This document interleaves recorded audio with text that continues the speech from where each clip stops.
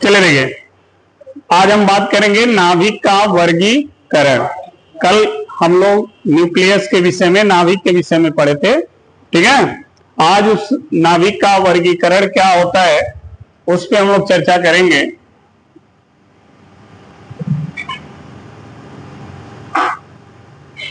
नाभिक का वर्गीकरण यानी क्लासिफिकेशन ऑफ न्यूक्लियस, ठीक है। देखिए, परमाणु का जो नाभिक है उसको उसके द्रव्यमान संख्या और परमाणु संख्या के आधार पर नाभिक को 3 वर्गों में बांटा गया है। कितने? 3। कौन कौन? नाम सुना होगा आपने, समस्थानिक, समभारिक और समन्यूट्रॉनिक, ठीक है। जो समस्थानिक होता है उसको हम समप्रोटॉनिक के नाम से भी जानते हैं, ठीक है।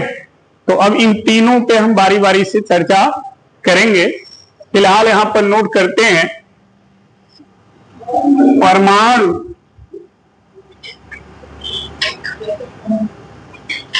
के नाभिक को उनके परमाणु के नाभिक को उनके परमाणु संख्या मतलब समझ रहे हो ना, परमाणु क्रमांक किसको बोलते हैं? परमाणु संख्या कहिए या परमाणु क्रमांक कहिए। तो परमाणु संख्या व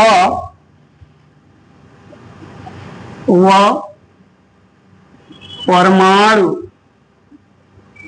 भार के आधार पर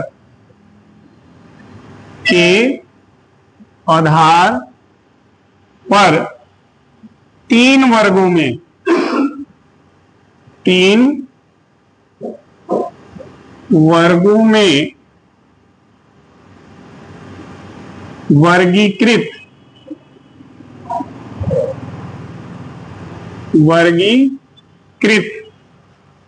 किया गया है।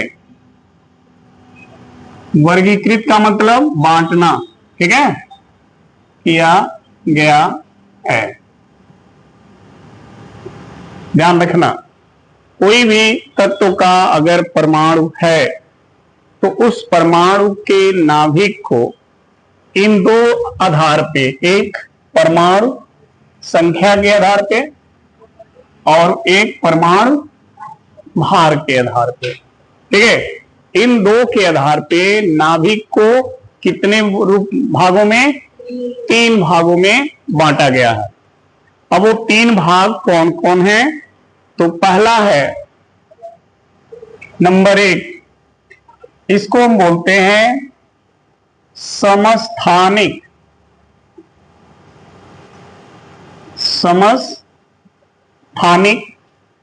इसी का एक और नाम है समप्रोटॉनिक।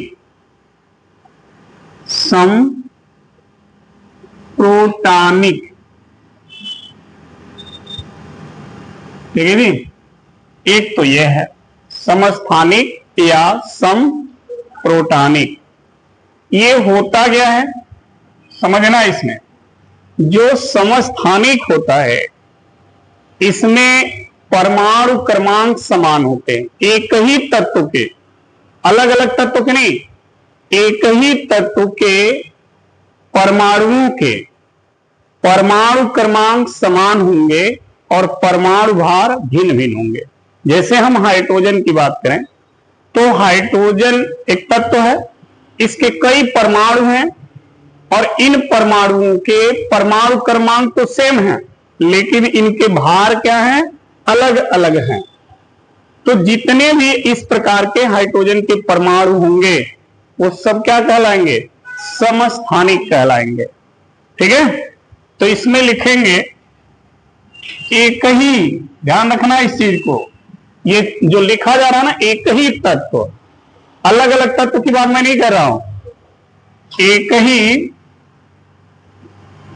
तत्व के वे परमाणु,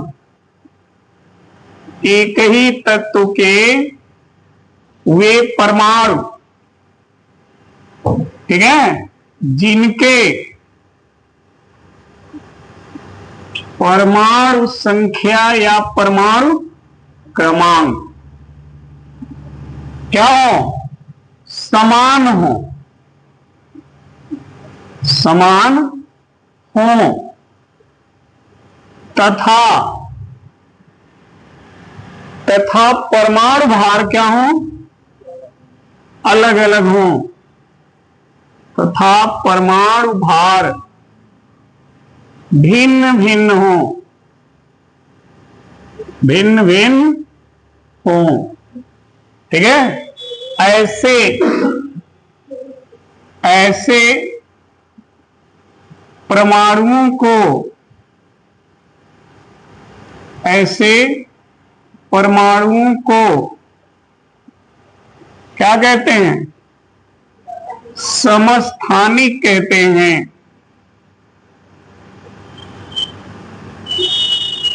कहते हैं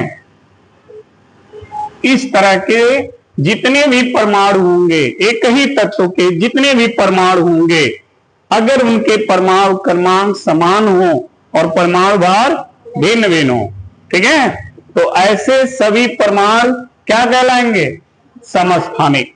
अगर हम कहें एग्जाम्पल अगर देखें तो एग्जाम्पल में हम एक एग्जाम्पल हाइड्रोजन का लेते हैं। देखो हाइड्रोजन तत्व के समस्थानिक,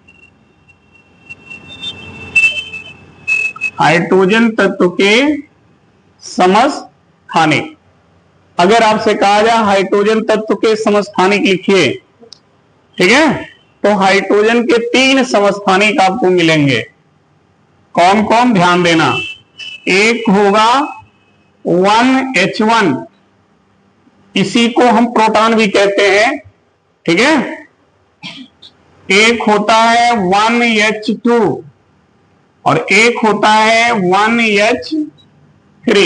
यानी हाइड्रोजन के पास इस 3 प्रकार के परमाणु पाए जाते हैं, जिनके परमाणु क्रमांक तो समान होते हैं लेकिन परमाणु भार अलग अलग होते हैं, ठीक है।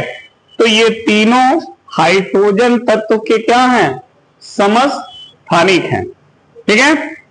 अगर आप देखोगे तो ये जो लिखा है इसका नाम होता है प्रोटियम।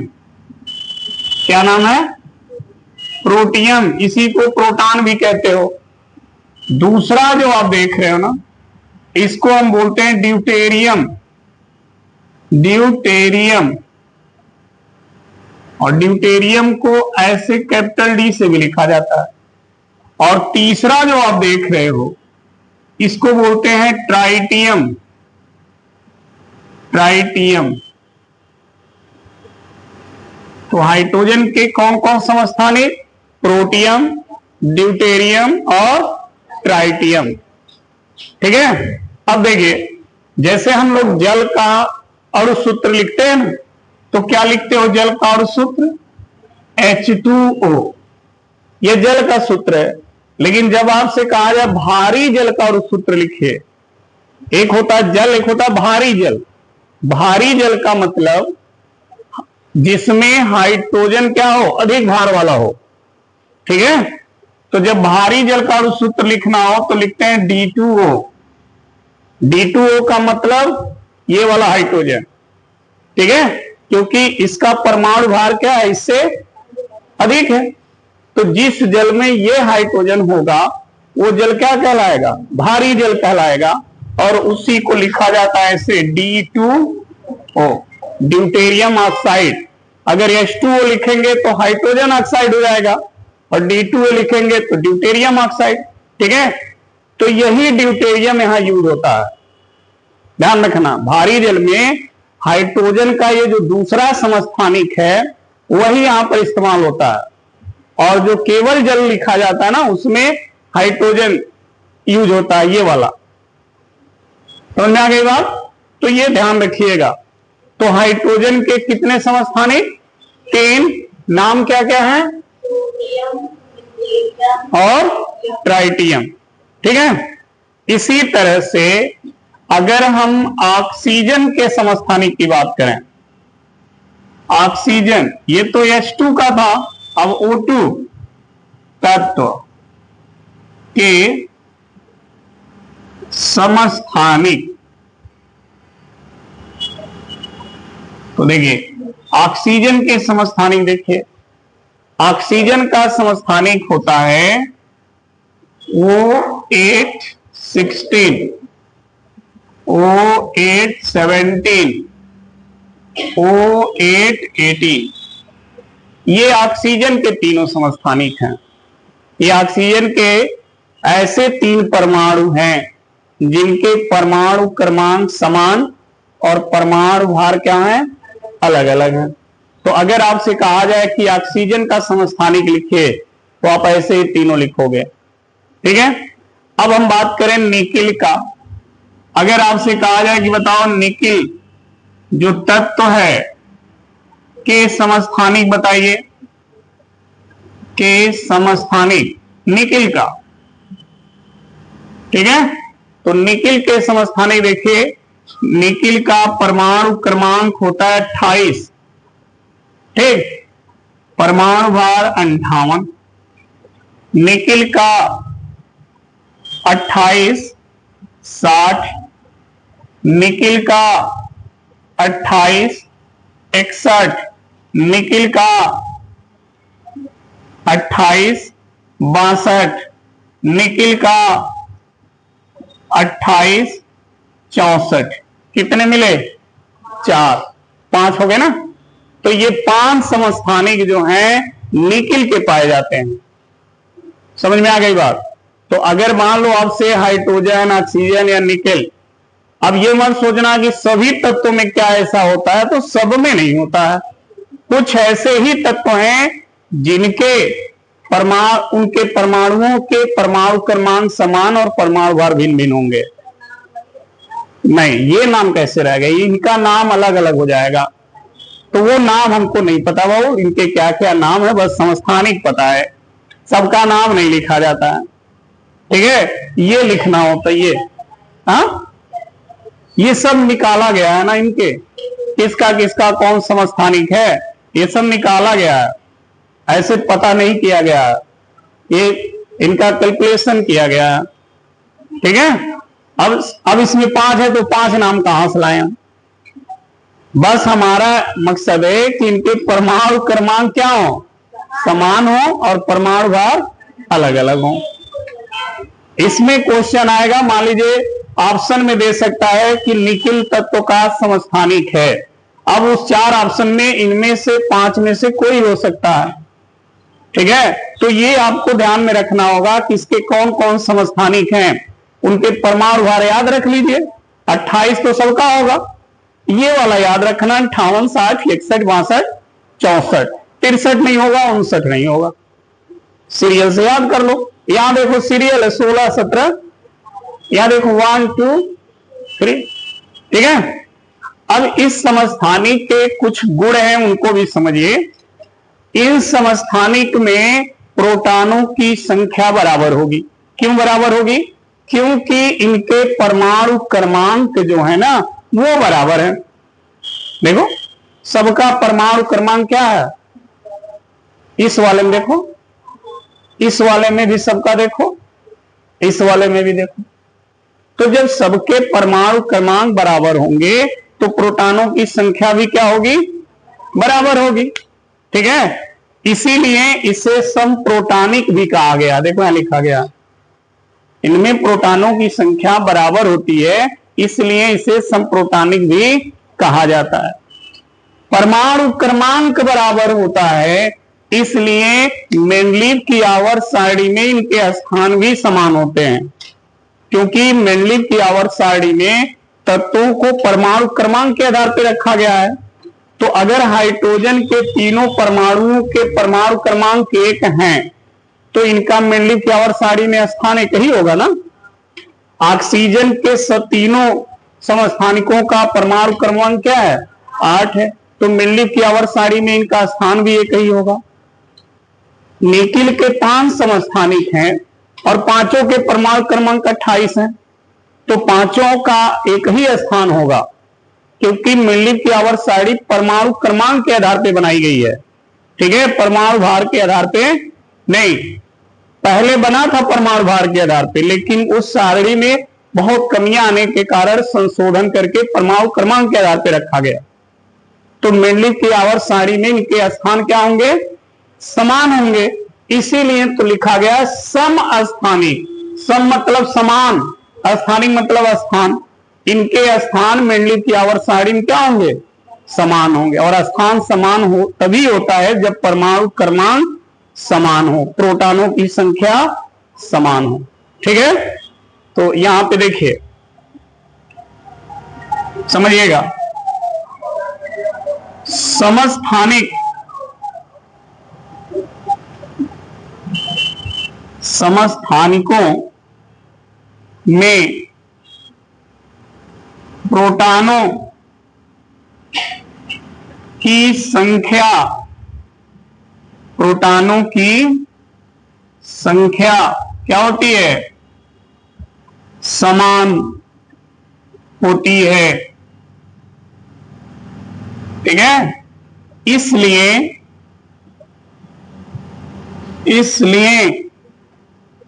इन्हें, ठीक है, क्या कहते हैं? समप्रोटॉनिक। इसलिए इन्हें समप्रोटॉनिक भी कहते हैं।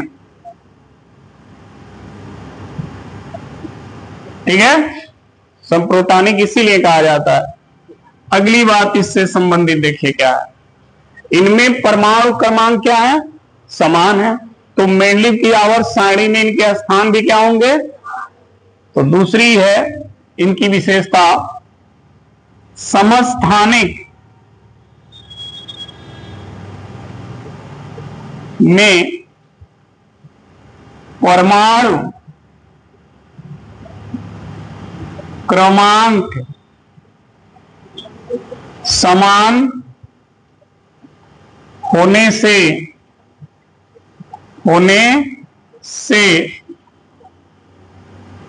मेंडलीव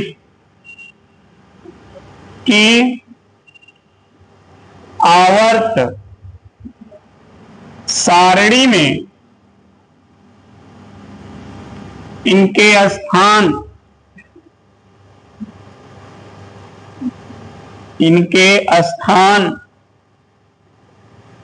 भी क्या होते हैं? समान होते हैं। अब ध्यान देना, जब इनके स्थान समान हो गए, ये समप्रोटॉनिक हो गए। ठीक है, अंतर किसमें है? परमाणु भार में। परमाणु भार में इनके क्या है? अंतर है। और परमाणु भार में अंतर होने के कारण इन समस्थानिकों के भौतिक जो गुण होता है ना, वो अलग अलग हो जाता है, क्योंकि भौतिक गुण परमाणु भार पे निर्भर करता है और रासायनिक गुण परमाणु क्रमांक पे निर्भर करता है। ठीक है ना? तो इनके जब परमाणु भार भिन्न भिन्न है, तो इन सबके भौतिक गुण क्या होंगे? भिन्न भिन्न होंगे। और परमाणु क्रमांक समान है, तो रासायनिक गुण क्या होंगे? समान होंगे। तो इनकी अगली विशेषता क्या है? समस्थानिकों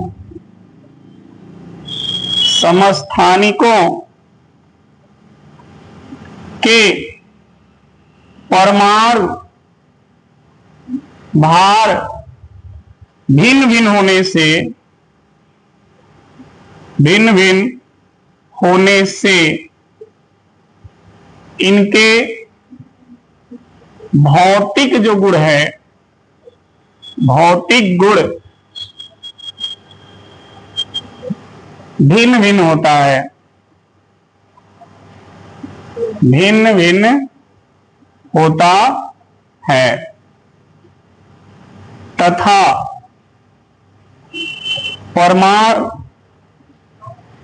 परमाणु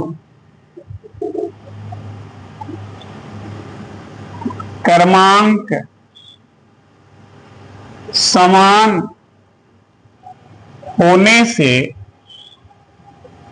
होने से इनके रासायनिक गुण क्या होंगे? हाँ, इनके रासायनिक गुण समान होते हैं। ठीक है जी। समस्थानिकों के भौतिक गुण भिन्न भिन्न होते हैं। क्यों? क्योंकि इनके परमाणु भार भिन्न भिन्न होते हैं। रासायनिक गुण इनके समान होते हैं। क्यों? क्योंकि इनके परमाणु क्रमांक समान होते हैं। रासायनिक गुण परमाणु क्रमांक पे निर्भर करता है और भौतिक गुण परमाणु भार पे। अब ध्यान देना, जब इनके रासायनिक गुण समान हैं तो क्या इनको आप रासायनिक प्रक्रिया द्वारा अलग कर सकते हैं? बताइए। अगर इनके रासायनिक गुण समान हैं तो क्या आप इनको रासायनिक विधि द्वारा अलग कर पाएंगे? कभी नहीं कर पाएंगे। ठीक है। जिनके रासायनिक गुण सेम हो उनको आप रासायनिक विधि द्वारा अलग कभी नहीं कर पाएंगे। आप इनको बांट नहीं सकते। ठीक है। जैसे मान लीजिए गन्ने के रस से बनी हुई चीनी और चुकंदर के रस से बनी हुई चीनी। हाँ, चुकंदर से भी नहीं तुम लोगों ने पता चुकंदर से चीनी बनता है। ये देखो कौने दुनिया में जी रहे हो। ठीक है। दोनों के रस से चीनी का निर्माण होता है और दोनों के चीनी का गुण क्या है? मीठा। ठीक है। दोनों को एक में मिला दें और आपसे कहें बताओ कौन चुकंदर के रस वाला चीनी है और कौन गन्ने के रस वाला? अलग कर पाओगे? नहीं कर पाओगे, क्योंकि दोनों के गुण क्या हैं? सेम हैं। लेकिन अगर चुकंदर के रस वाले चीनी का गुण तीखा होता और गन्ने के रस वाले चीनी का गुण मीठा होता, दोनों के गुण अलग होते, तो शायद आप तुरंत बता देते कि सर ये गन्ने वाला है और ये चुकंदर वाला। ठीक। तो इनके रासायनिक गुण सेम हैं, इसलिए आप इनको रासायनिक विधि से अलग नहीं कर पाओगे। तो अगला जो पॉइंट है वो यही है, समस्थानिकों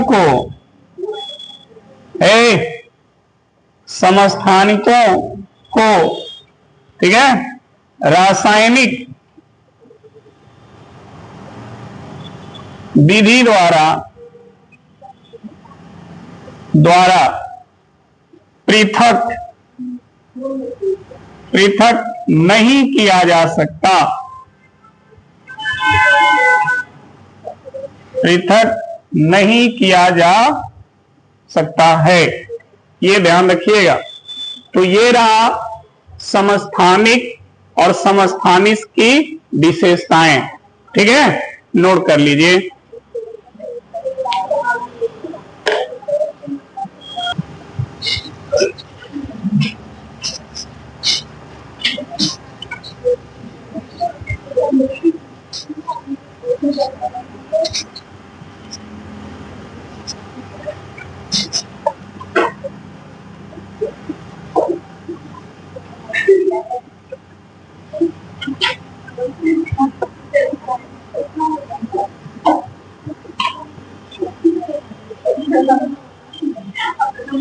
चलिए अगला देखें, समभारिक।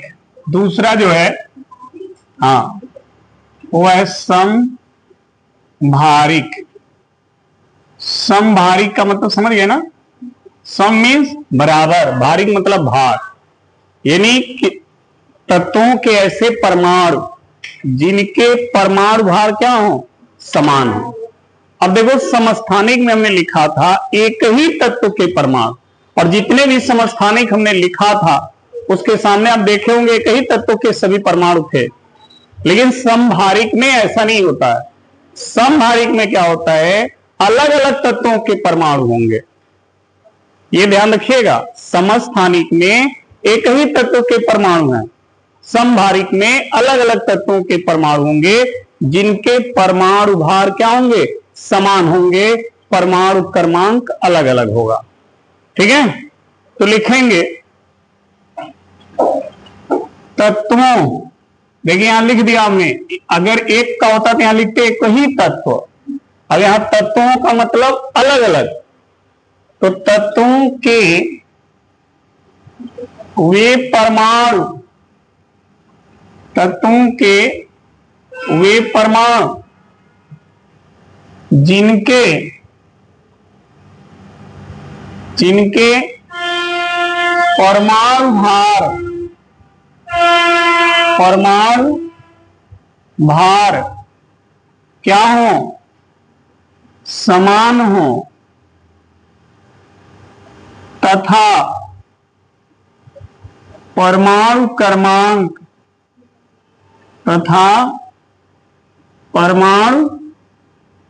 क्रमांक क्या हो, भिन्न भिन्न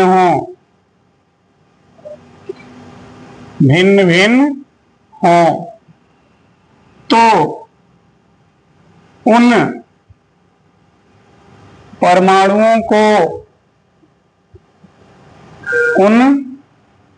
परमाणुओं को क्या कहोगे, समभारिक कहते हैं, इन्हें हम समभारिक कहेंगे। ठीक है, अब इनको थोड़ा एग्जाम्पल से समझ लें। देखो समझने पे ज्यादा फोकस करो, रटने पे मत जाना। जैसे अगर हम यहां पर एक समभारिक लिखें, समभारिक,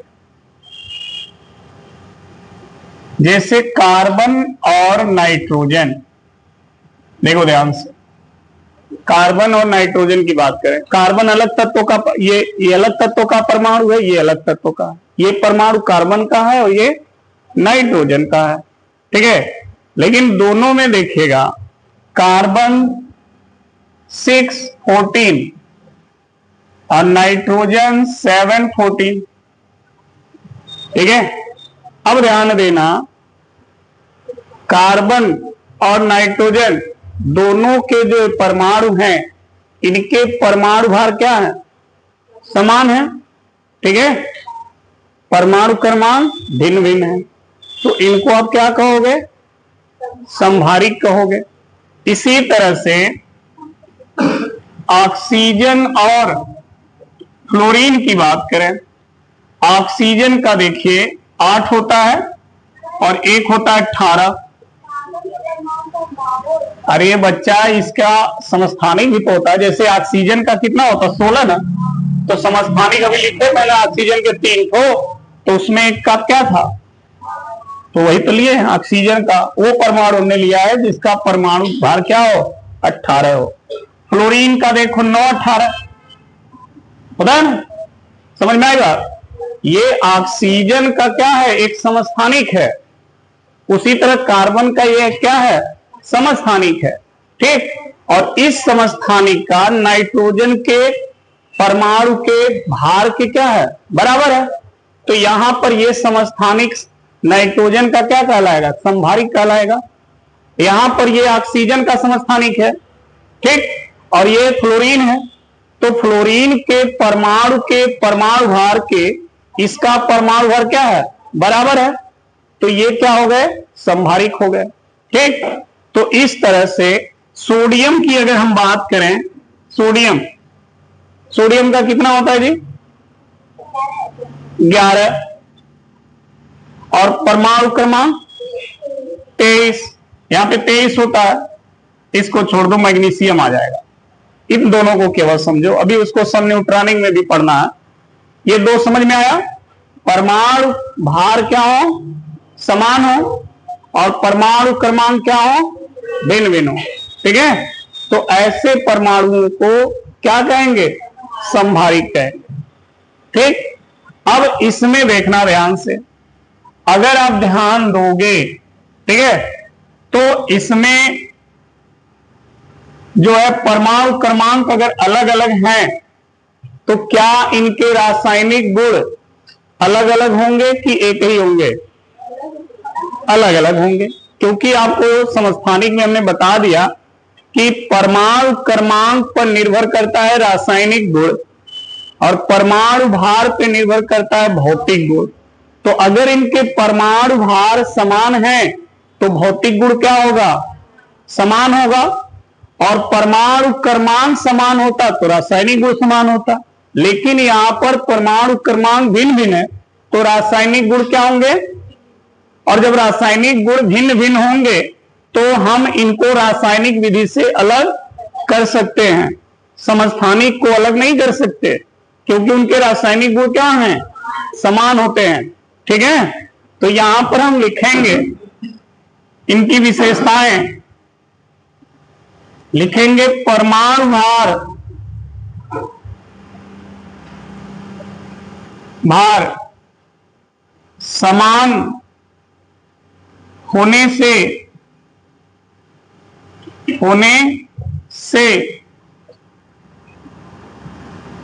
इनके भौतिक गुण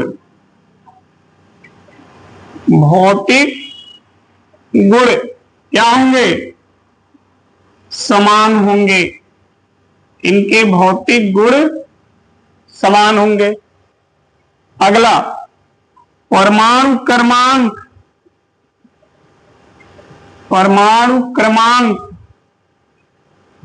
भिन्न भिन्न होने से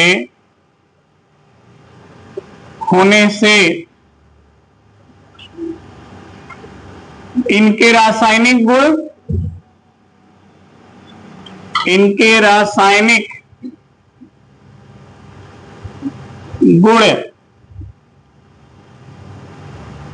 भिन्न भिन्न होंगे। और समझिए, रासायनिक गुण भिन्न भिन्न होने से क्या आप रासायनिक विधि द्वारा इनको पृथक कर सकते हैं। इन्हें रासायनिक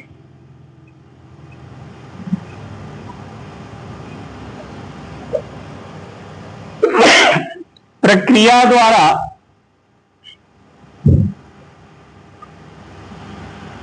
पृथक किया जा सकता है। रासायनिक प्रक्रिया द्वारा इन्हें पृथक किया जा सकता है, नहीं अलग किया जा सकता है। ठीक है, देख लीजिए, नोट करिए। देखिए, इसमें एक और पॉइंट समझ लीजिए, परमाणु क्रमांक इनके क्या है? भिन्न भिन्न है। तो मेंडलीव की आवर्त सारणी में इनके स्थान क्या होंगे? भिन्न भिन्न होंगे। ठीक है, क्योंकि मेंडलीव की आवर्त सारणी में परमाणु क्रमांक के आधार पर रखा गया है। तो जब इनके परमाणु क्रमांक बदलेंगे तो इनके स्थान भी क्या होंगे? बदल जाएंगे। यहां लिखेंगे परमाणु क्रमांक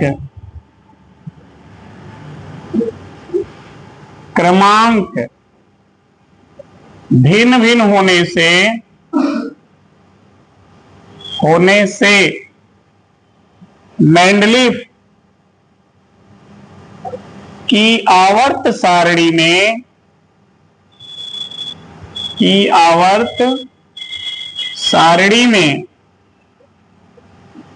इनके स्थान क्या होते हैं? भिन्न भिन्न होते हैं। ठीक है, चलिए अब इसके तीसरे भाग पे आते हैं। तीसरा भाग क्या है?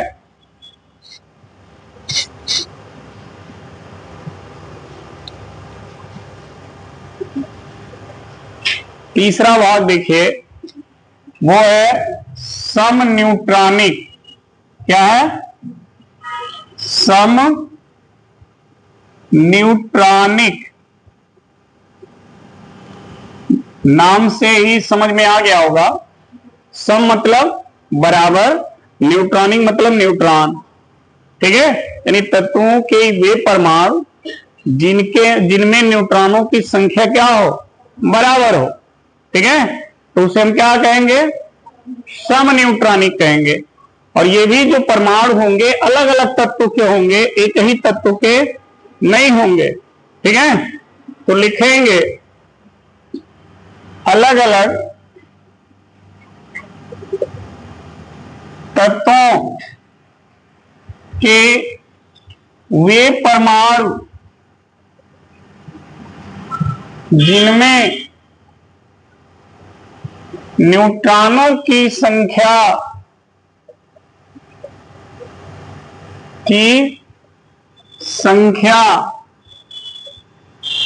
क्या हो, समान हो,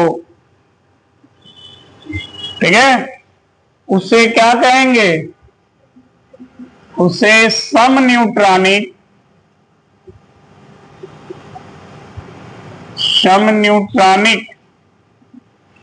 कहते हैं। परमाणु क्रमांक कुछ भी हो, परमाणु भार कुछ भी हो, इससे नहीं मतलब है। किससे मतलब है? न्यूट्रॉनों की संख्या से। अगर न्यूट्रॉन बराबर है तो वो क्या है? समन्यूट्रॉनिक है। एग्जाम्पल में अगर हम देखें तो देखिए, समन्यूट्रॉनिक एग्जाम्पल में कौन कौन आएंगे? देखिए, हाइड्रोजन के 3 समस्थानिक हैं, लास्ट वाले का नाम क्या था? ट्राइटियम। तो अगर हम हाइड्रोजन का तीसरा समस्थानिक ले लें और हीलियम ले लें, दोनों में न्यूट्रॉनों की संख्या कितनी होगी? 2। देख लो, दोनों में देखो, 3 में से 1 घटाओगे तो कितने न्यूट्रॉन आएंगे? 4 में से 2 घटाओगे तो 2। तो दोनों में न्यूट्रॉन कितने हैं? 2 हैं, है कि नहीं है? तो इसका मतलब ये दोनों क्या हैं? समन्यूट्रॉनिक है। न्यूट्रॉन की संख्या कैसे निकाली जाती है?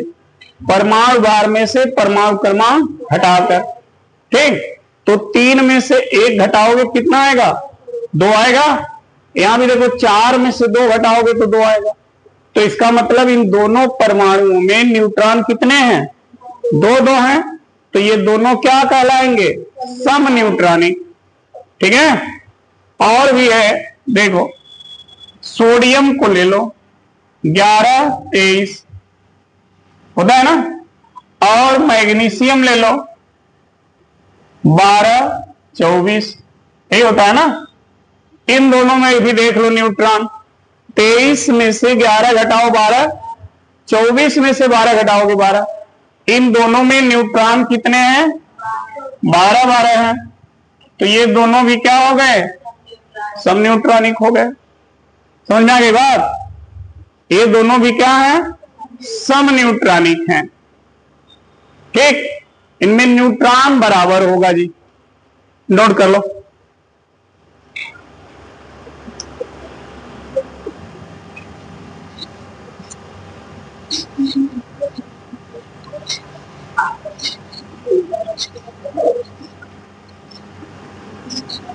चलिए, अब जो हम बात करने जा रहे हैं वो है नाभिक का आकार, ठीक है।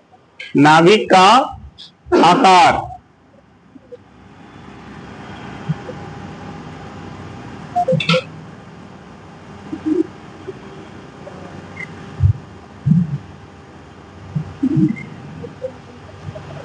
ठीक, ध्यान देना। नाभिक के आकार का अगर प्रायोगिक अध्ययन देखा जाए तो रदरफोर्ड ने अल्फा कण के प्रकीर्णन के द्वारा ही कर दिया था कि नाभिक क्या होता है और इसका आकार क्या होता है। पता है ना, जब हम लोग नाभिक की खोज की बात कर रहे थे तो रदरफोर्ड ने अल्फा कण का प्रकीर्णन किया था स्वर्ण पात्र, सोने के पन्नी पर, और वहां से नाभिक का उन्होंने क्या किया था? खोज किया था, ठीक। तो उसका प्रायोगिक अध्ययन हम लोग कर चुके हैं। उसी अध्ययन के द्वारा हमें यह भी ज्ञात होता है कि परमाणु के नाभिक का जो आयतन होता है, आयतन, वह उस परमाणु के द्रव्यमान संख्या के समानुपाती होता है। जितना ज्यादा किसी परमाणु के नाभिक का द्रव्यमान होगा उसका आयतन उतना ही बड़ा होगा। अगर कोई परमाणु छोटा है तो उसका नाभिक भी क्या होगा? छोटा होगा। क्यों?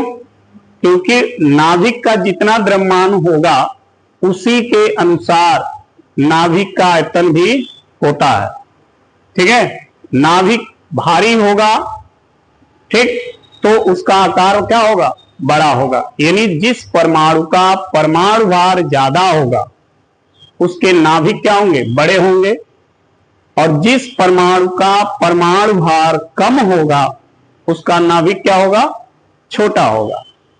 अब हम बात करें हाइड्रोजन और हीलियम की, अगर तुलना करें तो हाइड्रोजन के नाभिक में एक प्रोटॉन होता है और हीलियम के नाभिक में एक प्रोटॉन और एक न्यूट्रॉन, ये दो प्रोटॉन दो न्यूट्रॉन होते हैं हीलियम में।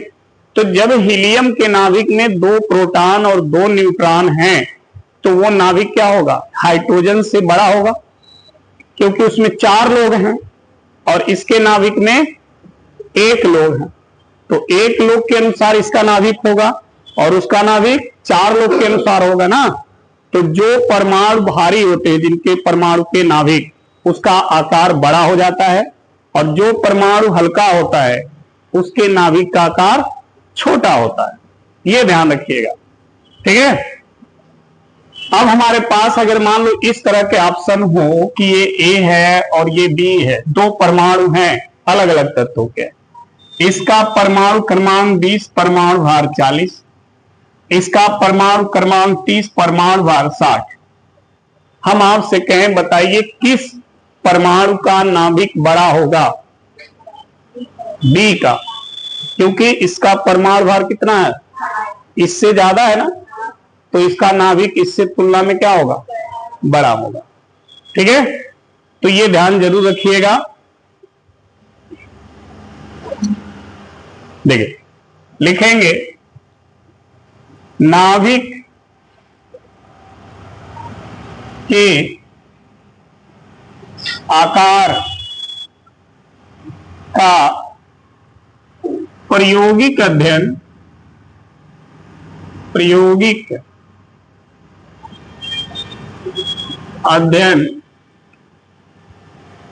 रदरफोर्ड के अल्फा कण प्रकीर्णन के द्वारा किया जा चुका है या किया गया है, ठीक है जी। नाभिक के आकार का जो प्रायोगिक अध्ययन है वो रदरफोर्ड के अल्फा कण प्रकीर्णन के द्वारा किया गया है, ठीक है। इस अध्ययन के आधार पर यह बताया गया कि, अब क्या बताया गया कि नाभिक की प्रत्येक, ऐसे लिखो, प्रत्येक परमाणु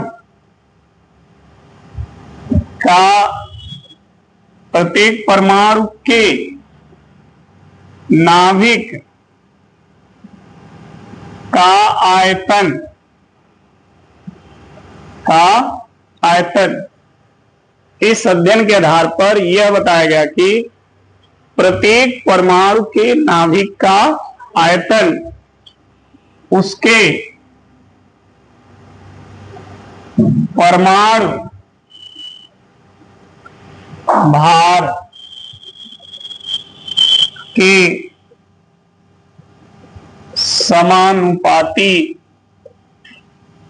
समानुपाती होता है। ध्यान रखना, यही प्रायोगिक अध्ययन के आधार पर यह पता चला कि प्रत्येक परमाणु के नाभिक का जो आयतन होता है वह उसके परमाणु भार के समानुपाती होता है।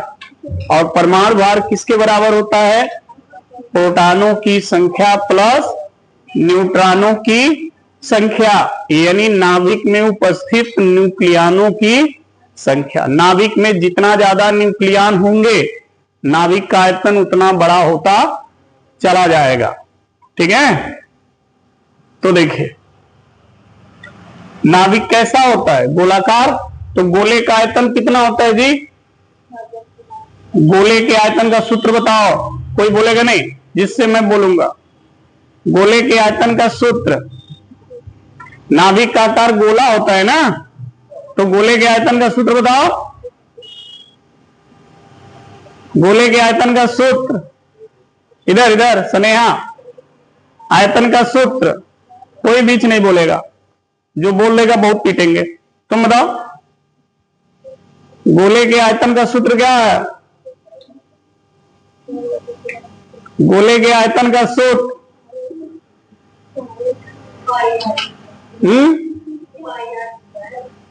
गोले के आयतन का सूत्र तुम बताओ। अब जब पूछे इतना मुंह से निकला, तुम बोलो जी। 4/3 है कि 4 पाई बटा? अच्छा, 4/3 पाई आर स्क्वायर। Well done. चलो देखो, इधर देखो, इस अध्ययन के द्वारा क्या मिला था कि नाभिक का जो आयतन है उसके परमाणु भार के क्या होता है? समानुपाती होता है। और रदरफोर्ड ने बताया था कि परमाणु का नाभिक कैसा होता है? गोलाकार होता है। तो यहां पर गोले का क्या लिखना होगा? आयतन। तो गोले का आयतन होता है 4/3 पाई। अगर गोले की त्रिज्या कैपिटल आर मानोगे तो यहां कैपिटल आर पे 3 घात, अगर स्मॉल आर मानोगे तो स्मॉल आर पे 3 घात, लेकिन घात 3 रहेगा, न 2 होगा न 4 होगा। ठीक है, दिमाग में रख लो इसको।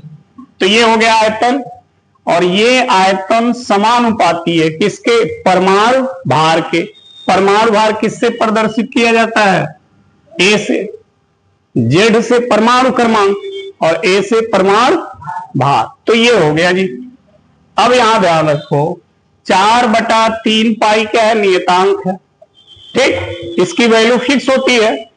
इसको अगर यहां से हटा दोगे तब भी ये समानुपाती चिन्ह ही रहेगा, क्योंकि जब नियत वैल्यू हटती है तभी तो ये चिन्ह आता है। तो ये हो जाएगा R³ समानुपाती ए। इस 3 घात को जब हटाओगे तो ये हो जाएगा A पर 1/3। 3 इधर चला जाएगा तो 1/3 हो जाएगा। अब इसको हटाओ, इसको हटाने के लिए एक नियतांक लगाओगे R0, और ये हो जाएगा A पर 1/3। ठीक है जी। ये नाभिक की त्रिज्या यहां से निकल जाएगी। यहां पर जो R0 है एक नियत वैल्यू है, और यह नियत वैल्यू हर परमाणु के नाभिक के लिए होगा। ये नहीं कि केवल किसी विशेष परमाणु के नाभिक के लिए, जितने भी परमाणु हैं, जिन भी तत्वों के परमाणु हो, सबके लिए ये R का मान क्या है? फिक्स है। तो यहां पे लिखेंगे, जहां R0 एक नियतांक है, जिसका मान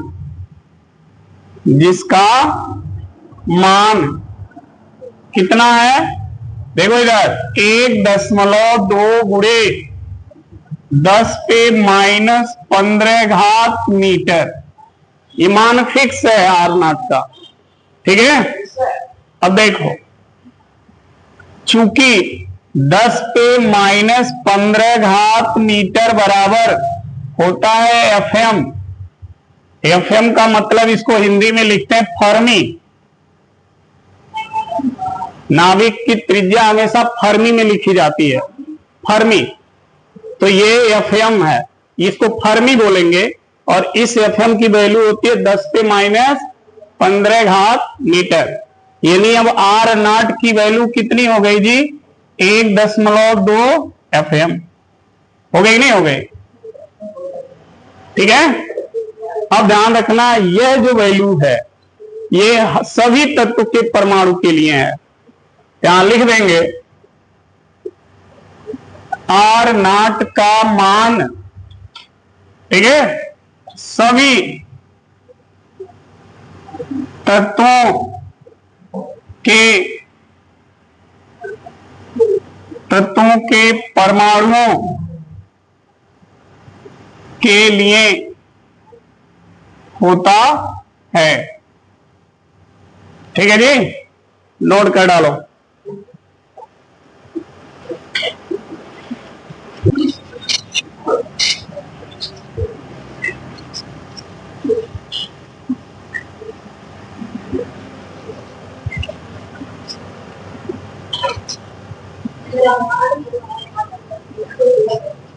चले देखिए,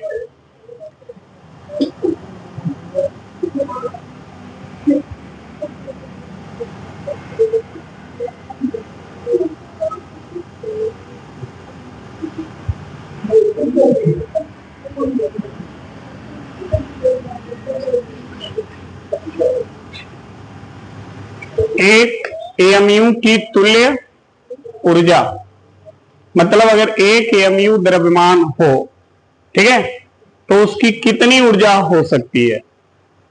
एक एएमयू द्रव्यमान की कितनी ऊर्जा हो सकती है? कई बार ये बहुविकल्पी में पूछा गया है कि एक एएमयू की तुल्य ऊर्जा होती है।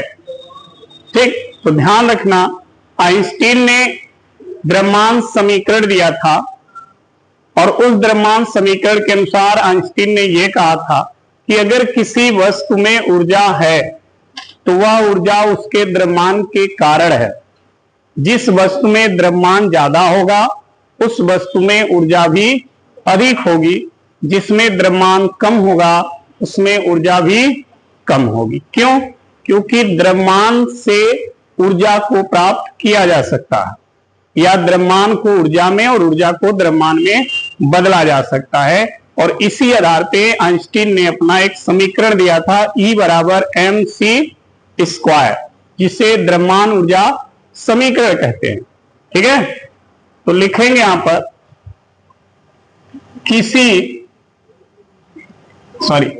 आइंस्टीन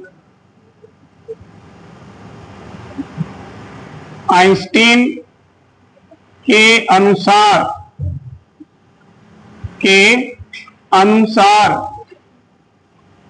किसी वस्तु की ऊर्जा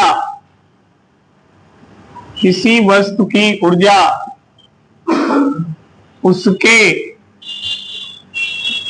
द्रव्यमान के कारण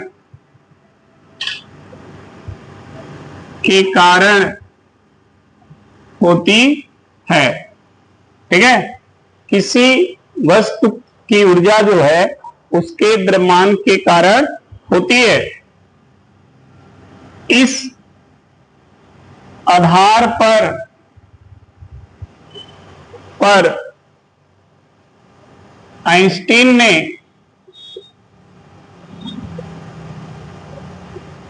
ने एक समीकरण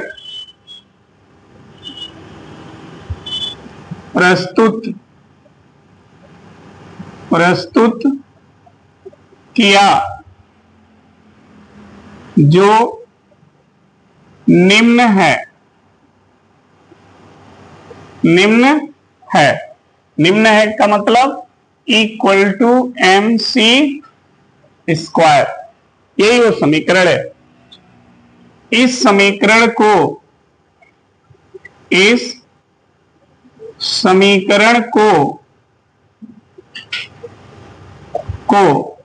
आइंस्टीन का द्रव्यमान ऊर्जा समीकरण कहते हैं। ये जो समीकरण है इसे क्या कहते हैं? आइंस्टीन का द्रव्यमान ऊर्जा समीकरण कहते हैं। ठीक है, अब देखो, चूंकि m इक्वल टू जो यहां पर है वो कितना है जी? 1AMU है। यहां द्रव्यमान कितना है? 1AMU। और 1 AMU का मान कितना होता है केजी में? हाँ, अब दिमाग काम करा था। इतना केजी होता है 1 MU का द्रव्यमान, यानी m की वैल्यू इतना केजी हो गई। अब इस द्रव्यमान को किस में बदलना है? ऊर्जा में। तभी तो हमें पता चलेगा कि 1 MU कितनी ऊर्जा होती है। तो देखिए, तब E बराबर m का मान रख दीजिए इस सूत्र में, हो गया जी, ठीक। और C का मान स्क्वायर कर दीजिए और इसे हल कर लीजिए। इसको आप हल कर लें तो ये 9 और ये हो जाएगा 16, ठीक। 27 में 16 जोड़ लीजिए और इधर 9 का गुणा कर लीजिए। 9 छक्के 54, 4 हासिल 5, 9 छक्के 54 और 5 59 हासिल 5, 9 एक का 9 5, इतना हो जाएगा। गुणे में है, इसमें जोड़ेंगे तो 10 पे -11, यही होगा ना, इतना आ गया जी। अब ये किस में आ गया? जूल में। किसमें? जूल में है ये, ठीक। हमें इसे इलेक्ट्रॉन वोल्ट में बदलना है, तो क्या करेंगे? देखिए, इलेक्ट्रॉन वोल्ट में बदलने के लिए इतना है ये 1.6 से गुणे 10 पे -19 से क्या करेंगे? 10 पे -19 भाग दे देंगे जी, ठीक। भाग दे के देख लो, भाग दो, इक्वल टू 14.94 में 1.6 से भाग दीजिए। 14.94 में 1.6 से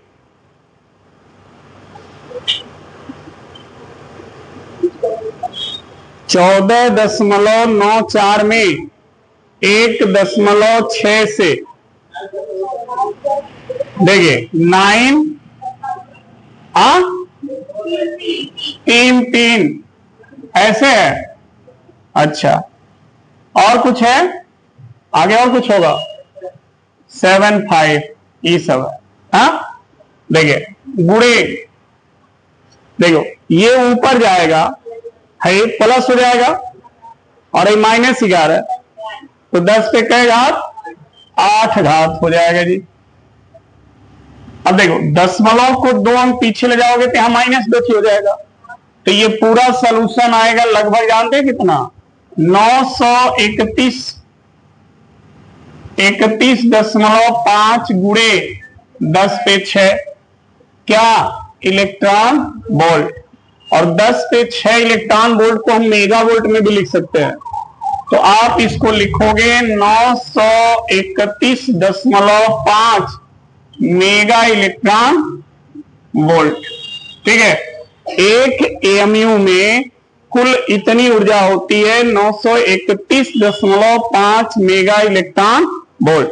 अब आप कहेंगे सर यहां कुछ और, यहां कुछ और लिख रहे हैं, तो यहां पर ये जो वैल्यू आ रही है ना, अभी इसमें कुछ वैल्यू हमने छोड़ दिए हैं जो नहीं लिखे हैं।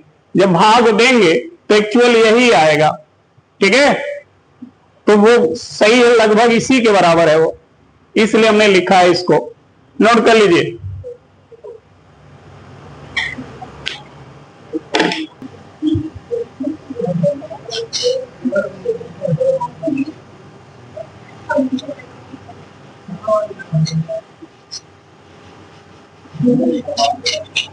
चलिए, अब जो हम बात करने वाले हैं वो है द्रव्यमान क्षति।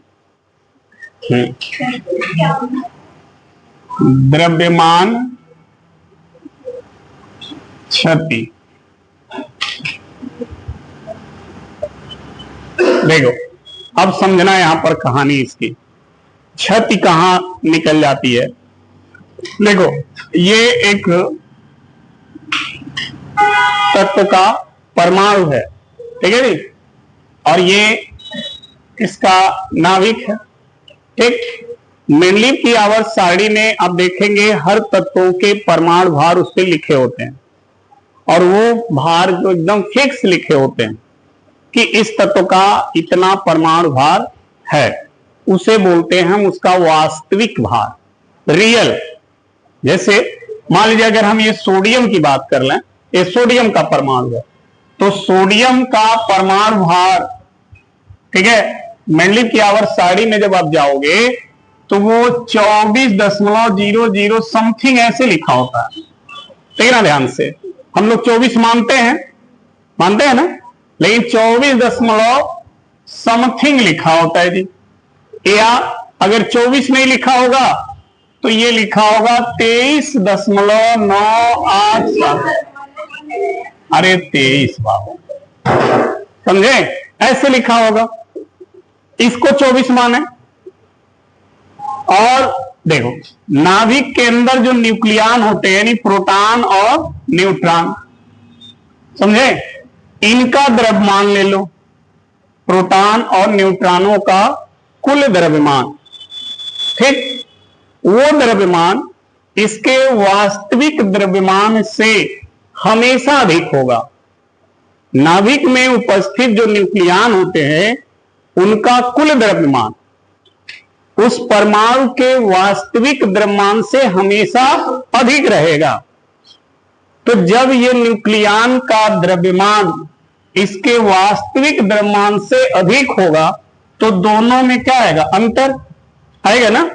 मान लीजिए 23.987 है और ये मान लीजिए दोनों का योग 24 हो गया, तो 24 और इसमें अंतर हुआ कि नहीं हुआ, तो दोनों के बीच जो अंतर आएगा ना द्रव्यमान का, उसी को बोलते हैं द्रव्यमान क्षति।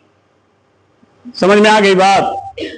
नाभिक का जो वास्तविक द्रव्यमान होता है वो नाभिक में उपस्थित न्यूक्लियनों के द्रव्यमान से हमेशा कम होता है, और यह जो कमी होती है उसी को हम बोलते हैं द्रव्यमान क्षति। अब इस क्षति से क्या फायदा होता है, इस क्षति से द्रव्यमान ऊर्जा उत्पन्न की जाती है और उसी द्रव्यमान ऊर्जा से न्यूक्लियनों को बांधा जाता है, जिसे हम बंधन ऊर्जा कहते हैं। तो आगे अभी हम उस पर भी चर्चा करेंगे, फिलहाल यहां पे द्रव्यमान क्षति हम समझ लें, ठीक है। तो लिखेंगे प्रत्येक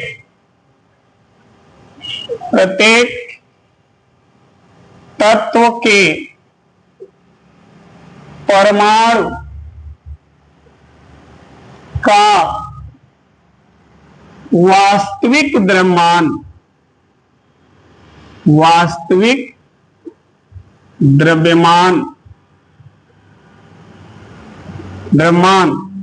सदैव उसके नाभिक में उपस्थित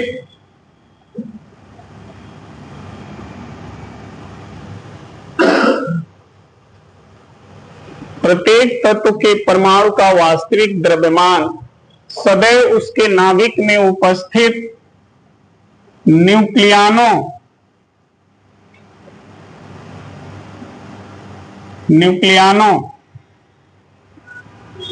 के द्रव्यमान से क्या होता है, कम होता है।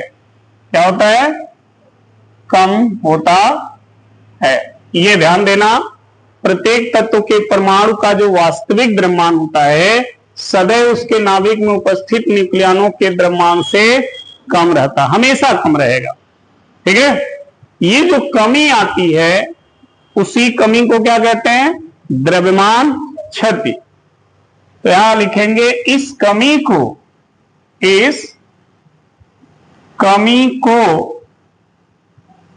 ठीक है, द्रव्यमान क्षति यानी डेल्टा एम कहते हैं। इसी कमी को हम द्रव्यमान क्षति कहते हैं, यानी डेल्टा एम यानी द्रव्यमान क्षति डेल्टा एम बराबर, फॉर्मूला देखना, डेल्टा एम बराबर होता है, देखो इधर ध्यान से, न्यूक्लियानों के द्रव्यमान का योग। तो न्यूक्लियान का द्रव्यमान देखिए, परमाणु क्रमांक जेड है, प्रोटॉन भी जेड होंगे, तो जेड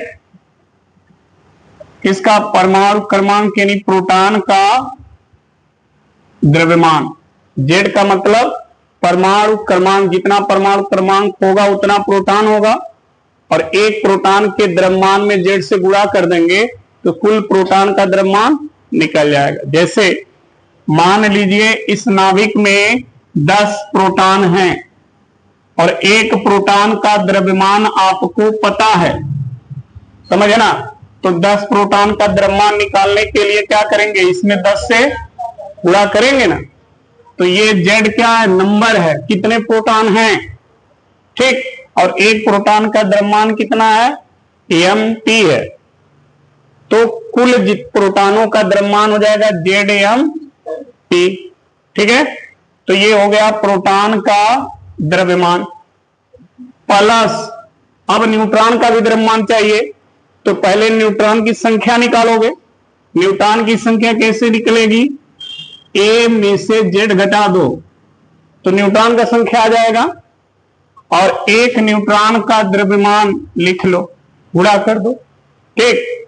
तो ये जो नंबर आएंगे ये हो जाएंगे न्यूक्लियानों का कुल द्रव्यमान, और इसमें से परमाणु का वास्तविक द्रव्यमान m क्या करो, माइनस कर दो, तो आपको द्रव्यमान क्षति मिल जाएगी।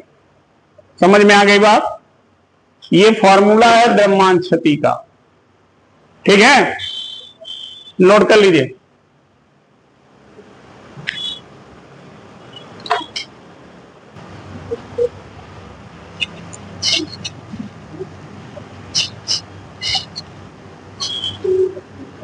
अब ध्यान देना, अब जो हम बात करने जा रहे हैं वो है बंधन ऊर्जा।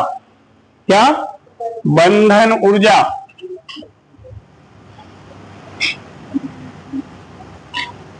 बंधन ऊर्जा क्या होता है, देखो ध्यान से, मान लो ये लकड़ी कई थी है, ठीक, और इस लकड़ी को अगर हम बांध रहे हैं, ऐसे गट्ठल बना रहे हैं, तो इसको बांधने के लिए जितनी ऊर्जा लगाओगे ना, वो इस गट्ठल की क्या हो गई, बंधन ऊर्जा हो गई।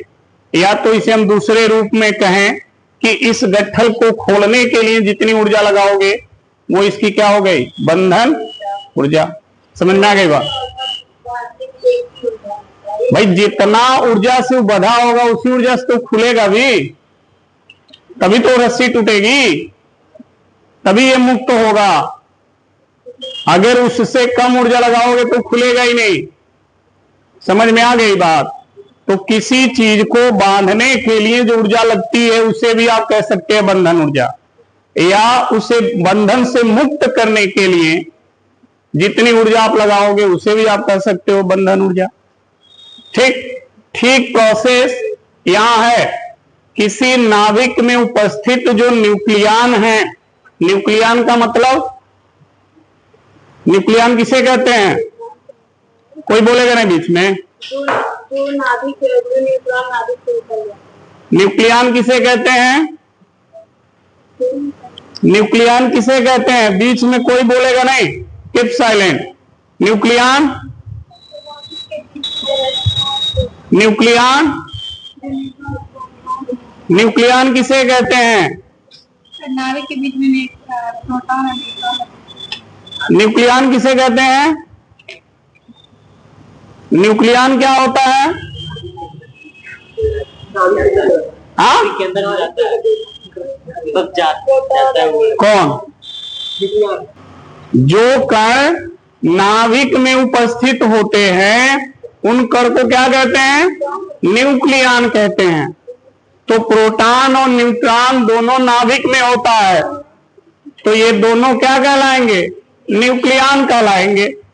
और ये न्यूक्लियन नाभिक में ऐसे ही नहीं रहते हैं, इनको कोई ऊर्जा है जो बांध के रखती है नाभिक में।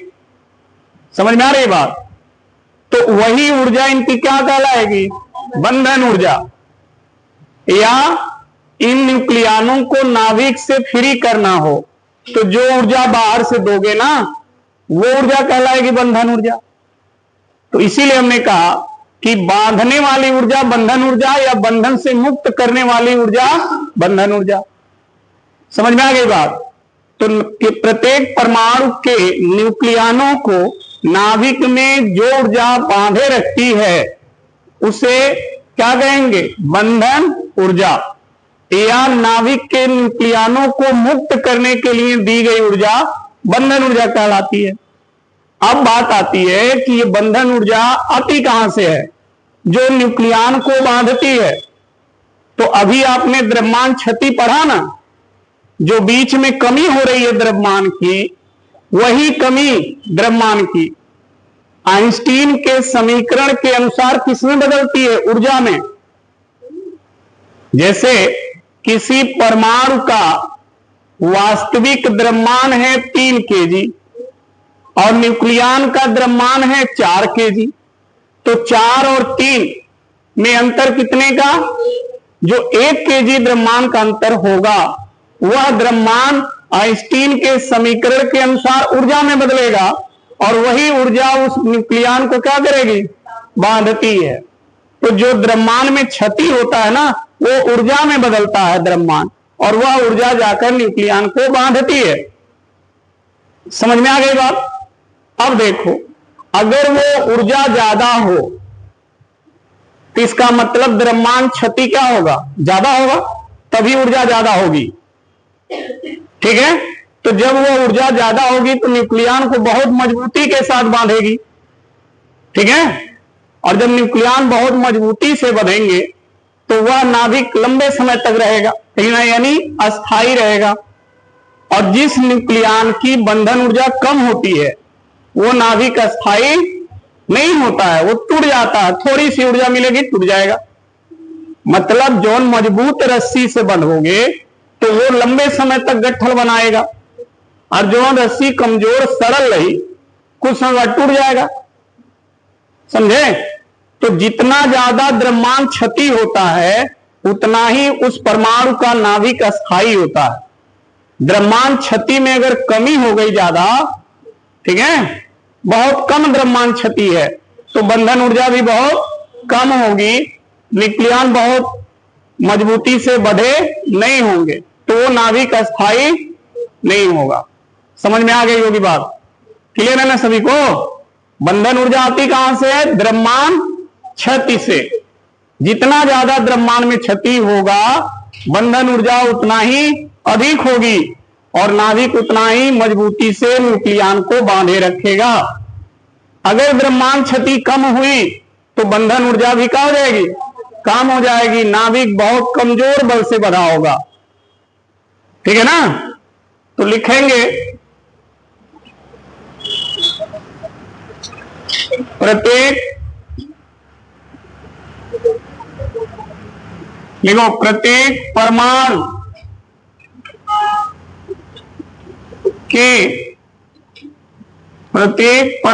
के नाभिक में उपस्थित, प्रत्येक परमाणु के नाभिक में उपस्थित न्यूक्लियनों का मतलब प्रोटॉन व न्यूट्रॉन, इसी को बोलते हैं। न्यूक्लियनों को बांधे रखने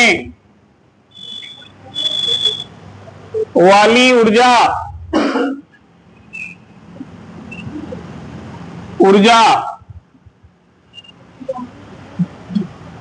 नाभिक की,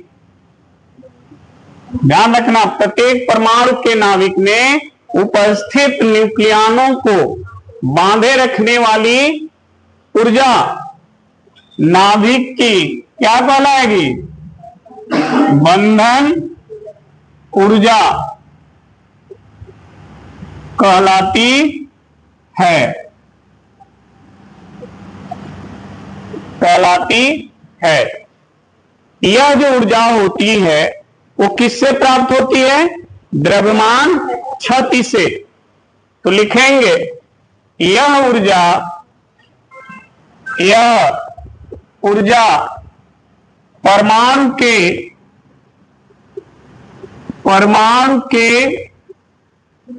द्रव्यमान क्षति से प्राप्त होती है। क्षति से आइंस्टीन द्रव्यमान क्षति से आइंस्टीन के द्रव्यमान ऊर्जा समीकरण द्वारा प्राप्त होती है, प्राप्त होती है। ठीक है। अब देखो, जिसकी द्रव्यमान क्षति अधिक होगी उस परमाणु का नाभिक क्या होगा? अस्थाई होगा। ठीक है। लिखेंगे जिस परमाणु का द्रव्यमान क्षति जितना अधिक होगा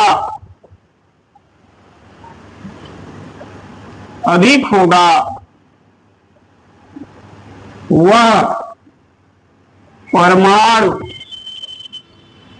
अधिक क्या होगा? अस्थाई होगा।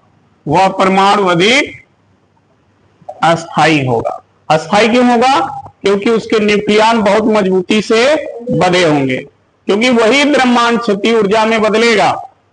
तो ज्यादा द्रव्यमान में क्षति होगा तो ज्यादा ऊर्जा बनेगी। ठीक है।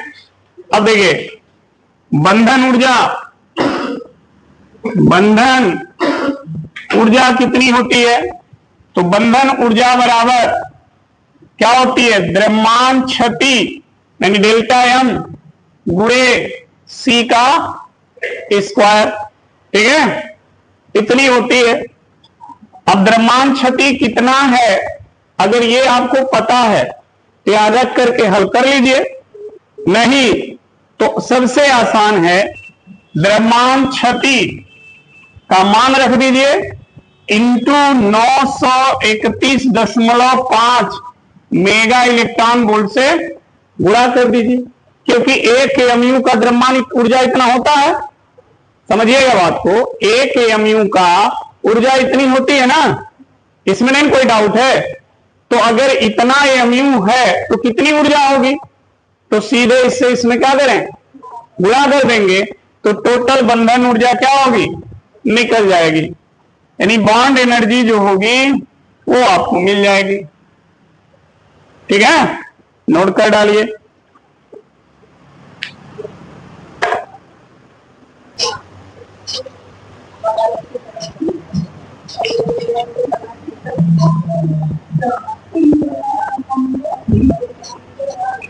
चलिए अगला हेडिंग देखें, बंधन ऊर्जा प्रति न्यूक्लियन। बंधन ऊर्जा प्रति न्यूक्लियन।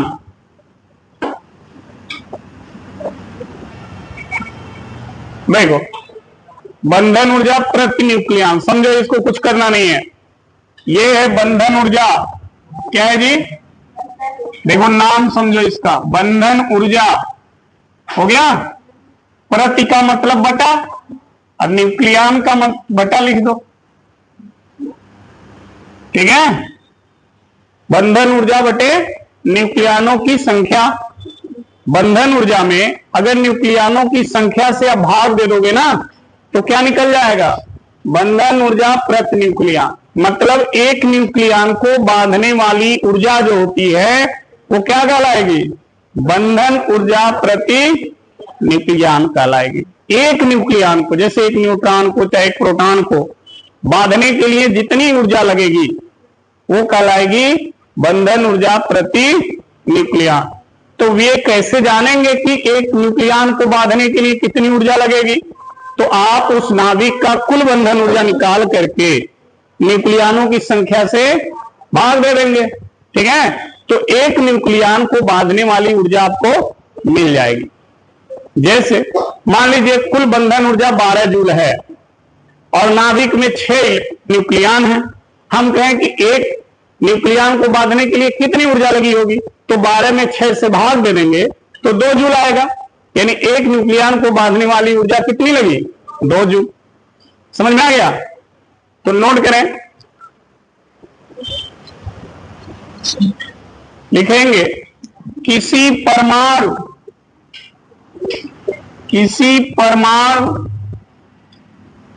के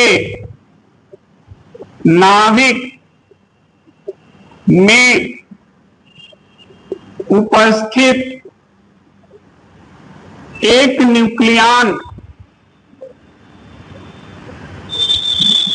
न्यूक्लियन को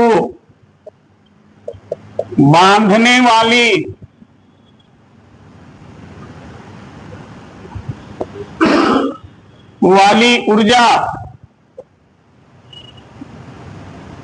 ऊर्जा बंधन ऊर्जा प्रति न्यूक्लियन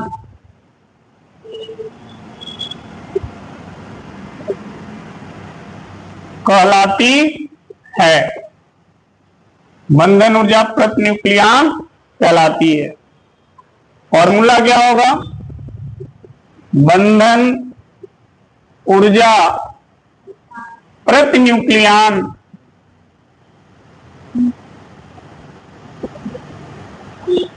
बराबर बंधन ऊर्जा बटा न्यूक्लियनों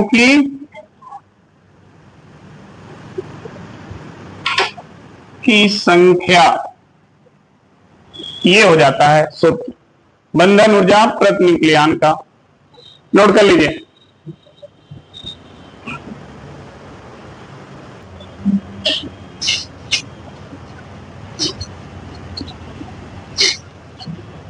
अब जो बात करेंगे वो है नाभिक का घनत्व।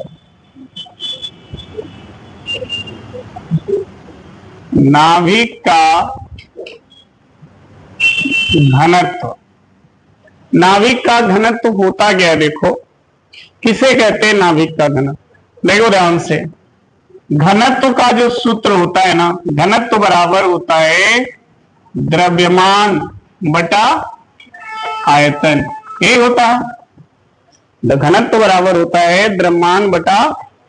चूंकि हम यहां पर नाभिक के घनत्व की बात करेंगे, यहां लिखेंगे नाभिक का घनत्व बराबर नाभिक का द्रव्यमान बटे नाभिक का आयतन। समझ में आ गई बात? अगर इस आयतन को इकाई मान लें, कितना इकाई यानी 1, यानी किसी परमाणु के नाभिक के इकाई आयतन का जो द्रव्यमान होता है उसी को नाभिक का क्या कहते हैं? घनत्व कहते हैं। अगर इसको 1 मान लेंगे ना तो यहां पर 1 लिखा नहीं जाएगा, तो घनत्व बराबर क्या हो जाएगा? द्रव्यमान। यानी किसी परमाणु के नाभिक के इकाई आयतन का जितना द्रव्यमान होगा वही उस नाभिक का क्या कहलाएगा? घनत्व कहलाएगा। ठीक, तो लिखें किसी परमाणु के इकाई आयतन का क्या? द्रव्यमान। किसी परमाणु के इकाई आयतन का द्रव्यमान उस परमाणु के नाभिक का घनत्व कहलाता है, घनत्व कहलाता है। इसे रो नॉट से प्रदर्शित करते हैं। ठीक है, अब ध्यान देना, नाभिक का घनत्व, नाभिक का घनत्व बराबर क्या होता है? नाभिक का घनत्व बराबर नाभिक का द्रव्यमान बटा नाभिक का आयतन। आयतन, ठीक है जी। नाभिक का घनत्व रो नॉट से, तो रो नॉट बराबर नाभिक का द्रव्यमान, और नाभिक का द्रव्यमान कितना होता है? देखो, A इंटू 1.66 गुणे 10 पे माइनस kg, क्योंकि नाभिक का जो द्रव्यमान होता है ना जी, वो AMU में लिखा रहता है, तो उसे हमें kg में बदलना होगा, और kg में जब बदलेंगे तो इससे क्या करेंगे? गुणा कर देंगे। ये तो द्रव्यमान है एक, इसमें इससे गुणा कर दोगे तो ये द्रव्यमान जो AMU में है वो किस में बदल जाएगा? kg में।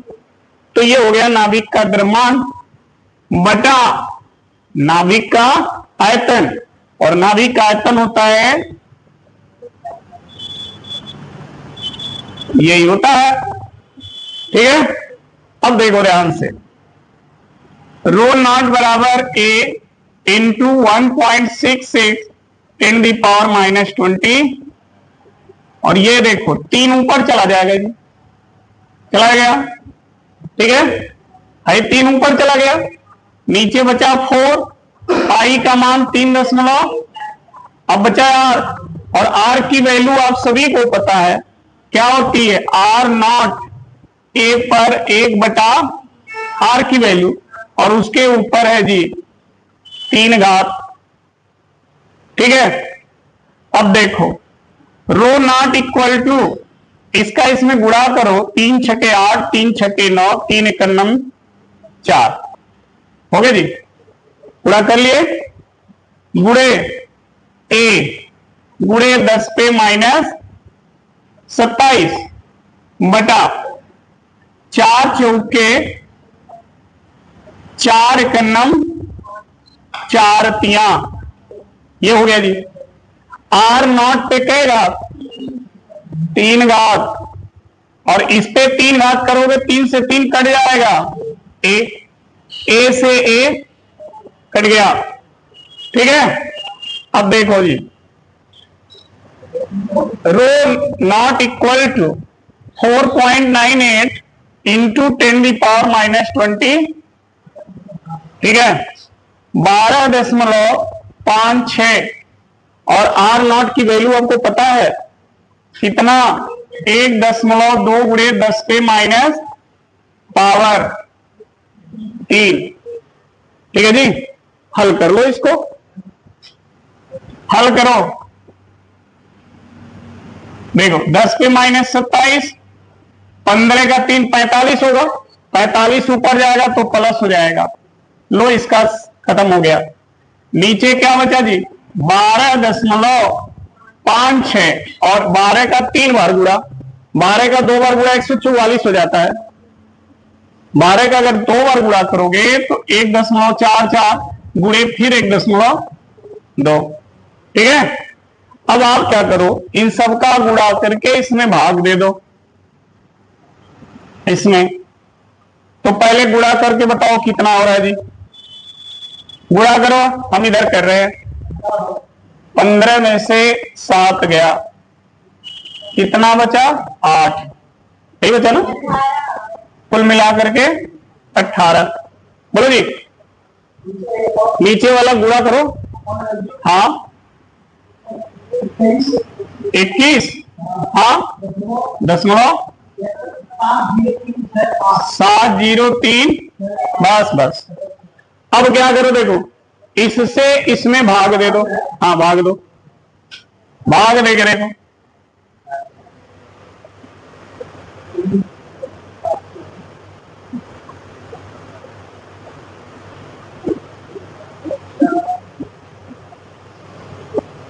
भाग दो।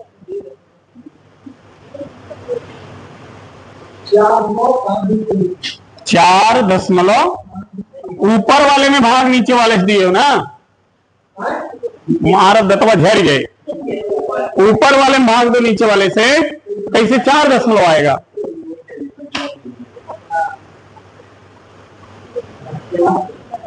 बाबू ध्यान वाना है तो हाँ चला